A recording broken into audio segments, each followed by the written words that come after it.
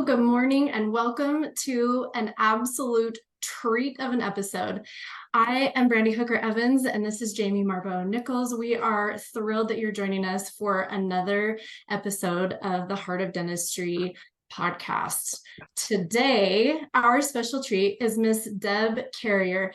Deb has been a good friend of both Jamie and I for a long time, and I think the thing that I admire most, if I have to pick one about Deb, is that she stands in her strength and her kindness and her determination to make a positive impact. And she's done that in so many ways. So we'll be excited to hear more from her. But Jamie, what are we working on today? Well, I just want to add really quick to that. Deborah, you said exactly the right thing. Deborah Carrier is the CEO and proud producer of the Twice as Nice uniforms. So that could be a whole nother topic to talk about what goes on with the heat and the cold within regulation of all of our female and male workers at the office with the air conditioning battles that we all know about. But so Deborah, you travel all around with your Twice as Nice uniforms, and you get to go to a lot of conventions and things like that. And one of the things that you brought up that we think is going to be a good topic for today is the opportunity you got to go to listen to one of the speakers. And it was a topic that kind of hit home to you, and I'm sure a lot of our listeners. And so we're just going to ask you, because you even said at one point that when the speaker was speaking, you wanted to stand up and do a slow clap, right? Or a hell yeah, raise your arm. So tell us a little bit about that, and then we'll delve into the actual topic of it. All right. Well, first of all, thank you guys for having me here. I'm thrilled to be on your podcast. And just to give everybody a little bit of background so they understand where I'm coming from, I'm still a practicing dental hygienist, and I have been for over 40 years. And then I own two companies that work within the dental space. So I have been in dental since I was born 19 years old. So yeah. And, I just say born. Yeah, I know. I misspoke. Yeah, it was 4. You're right. And so I have seen, a lot of changes in dentistry. Well, a lot of changes in dentistry. There's a lot that has happened over these 40 years. And my heart is really in dentistry, and I really, really care for people in dentistry. So like Jamie said, I am at trade shows all the time, but I rarely get to sit in on a lecture. I'm usually on the trade show floor. But this summer, I was able to sit in on a lecture, and they were talking about the climate of our economy and how things are changing now. And we all know, what our, a lot of the heartaches in dentistry right now is our turnover and keeping employees happy and getting more patients. And what they were talking about is really up until the last year or so, because of the way the economy was, all our practices were focused on let's grow as fast as we can. Let's get as many patients as we can, and let's make our office bigger. Let's get more employees in. And now that the economy is changing a little bit, we need to do a shift more. And instead of looking at quantity and looking, without, we really need to look within and think about what do we need to do within our practice to represent our brand, to grow our brand, to treat our people correctly. And then what happens is that affects your bottom line, because if your patients walk into an office where they see everything's cohesive and all the employees are happy, they're not going anywhere. They're going to tell all their friends and family about you, and you're going to grow with quality instead of quantity. Yeah, absolutely. It was for a long time, a major like smash and grab. How much can you get? How big can you grow? How many offices? Can you be the biggest DSO? How many new patients a month? Oh my gosh. How many new patients? And what we see, and not just in dentistry, correct me if I'm wrong, but when there is never enough, you are never satisfied. And when you look at what you have inside your body itself, your patients, your family, and you say, wow, I am so lucky to have X, Y, and Z, and you pour in and love to it, those X, Y, and Z fill you so full that your cup can't even hold stuff in. You're just like splashing out this good gratitude and joy for life. And like we are all three hearts in dentistry. And it makes it so fulfilling and so rewarding, but we have to pour into what we already have and realize that if you smash and grab everything, you can't pour into all of those entities. So Deb, what can we do to look inside and start to change that climate within our office? Well, there's a lot of things that you can do. And it's like you said, it's not just in dentistry. I'm doing it with my own uniform company. I mean, that lecture made me really sit back and look at what can I do within my company. But to me, the biggest thing is to the culture within your practice. It has to be a very tight knit family. And that's really the only way I think you can look at it. And looking back at all the offices that I worked in over the years, the ones that I stayed at forever were the ones that I felt like I was part of the team, that I was, I was really um, that they listened to what I had to say, and I was really a part of the team and part of the family. And I was telling Jamie earlier that I worked in an office for 27 years, and I could have gone to another office and made a lot more money. I could have gone to another office and had better equipment.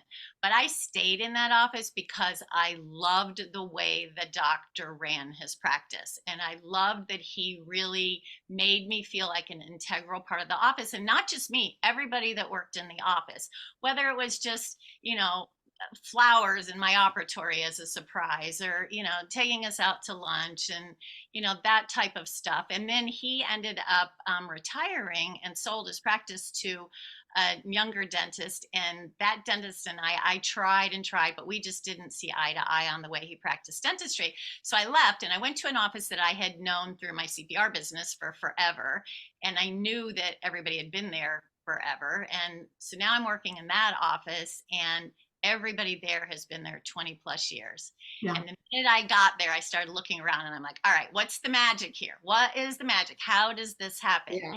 And it's just the little things, like they bring a masseuse in once a month, and they never forget anybody's birthday, and just little gifts here and there, and just treating everybody with respect and knowing what's going on in everybody's family. And if somebody's having some kind of hardship at home, then we all pitch in and take care of that, instead of getting upset that so and so didn't come to work today. Yeah, and that's something that I coach routinely. Even though I'm also a hygiene coach, I've transitioned into being a culture and a leadership coach, because I found that they can hire me to teach hygiene and how to test for pathogens, and and how to use the ultrasonics properly. But if the culture itself isn't cohesive and happy, those all go by the wayside, because it's just going in one ear and out the other, because they think, oh yeah, well, doctor, why will I work harder for this doctor? She or he, doesn't respect me, or she or he doesn't already appreciate what I do. So it's not necessarily monetary too. And that's typically not the thing, that drives them. It is feeling appreciated and respected. And in fact, there was a study that was out by somebody. Anyways, it came up that said, people will leave for more money, but people will stay for respect, and appreciation. And I just think that's so true. One of the things I've been doing, just to kind of bring this to what you're saying, is I've started doing a team. It's called the 5 languages of appreciation in the workplace. So maybe that's a suggestion that some of our leaders can do with their team, because not everybody speaks the same language of appreciation. One might want gifts, while another one wants just time. Let's go to lunch, just one-on-one. And so, yeah, I agree with that so much. And I also agree with it. You know what? If you're not in alignment with the doctor, even though you love your patients, you have to go where you're in alignment. Your team has to be in alignment, and you have to be in alignment with the doctors, the leaders.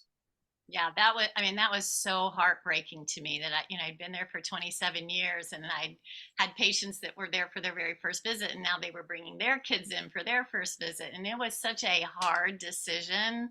Yes. The day I left, I cried all the way home. And it was awful. Yeah, it But is. I knew I couldn't stay there and watch what was going to happen with those patients either, and so, some of them ended up finding me, and that kind of stuff.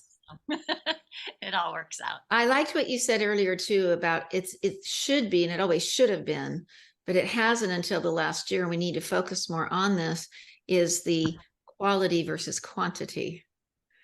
X amount of new patients isn't necessarily, what about your existing patients? Exactly. And that's exactly what they were talking about, is just spend more time with that patient in your chair and see what else, instead of rushing them in and out from a prophy. Like, let's talk about maybe whitening, or maybe they had that tooth that they've always wanted to have bonded, but it never came up in conversation because there wasn't enough time. But if you spend the more time with those patients and make them feel so comfortable in your chair that they're going to be asking you for more work.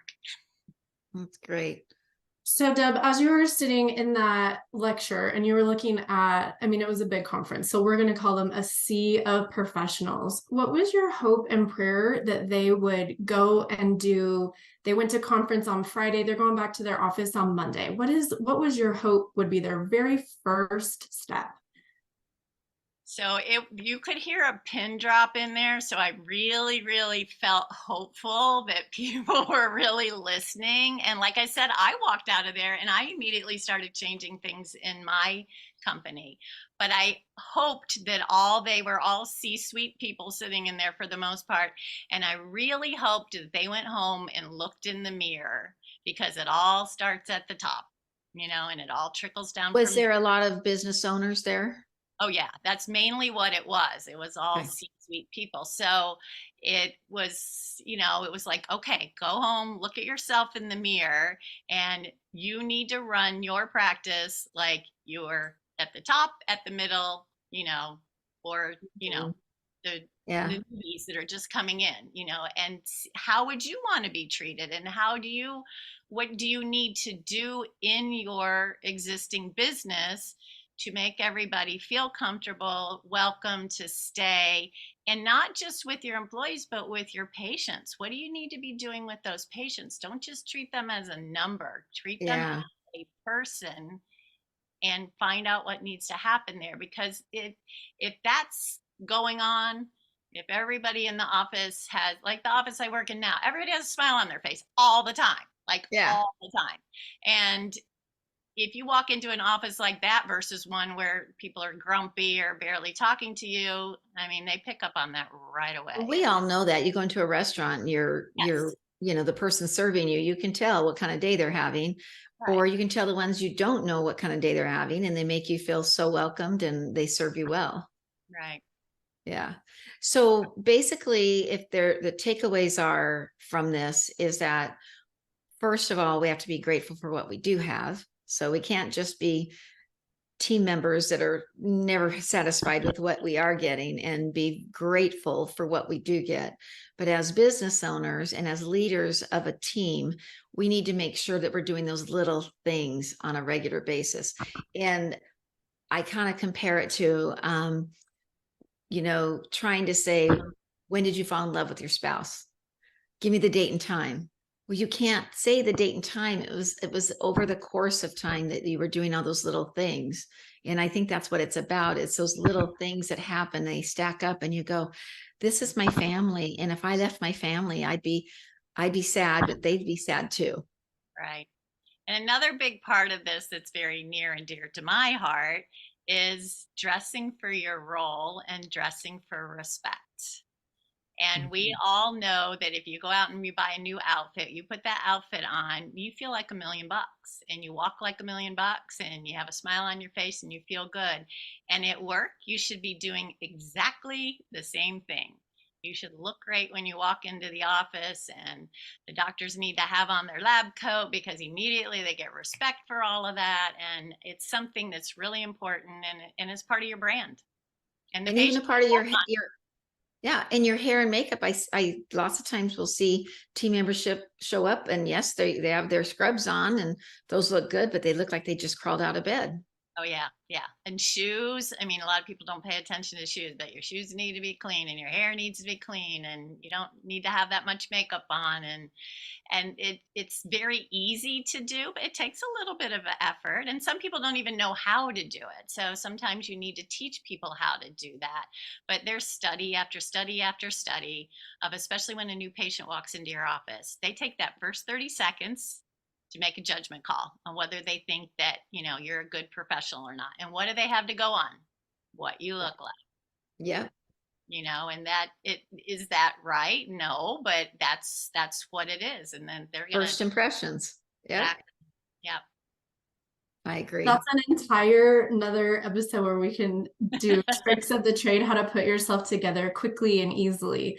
I think that, we should feel excited to take care of ourselves because that is one of the things that we have. And that's something that we've really talked a lot about. We were just at a conference this week together, the three of us, and remembering that you are a gift to you too, and to take precious care of you because you have you and you're the only place you get to live. So Deb, we would love to have you back. We're going to put how to get a hold of you in the show notes.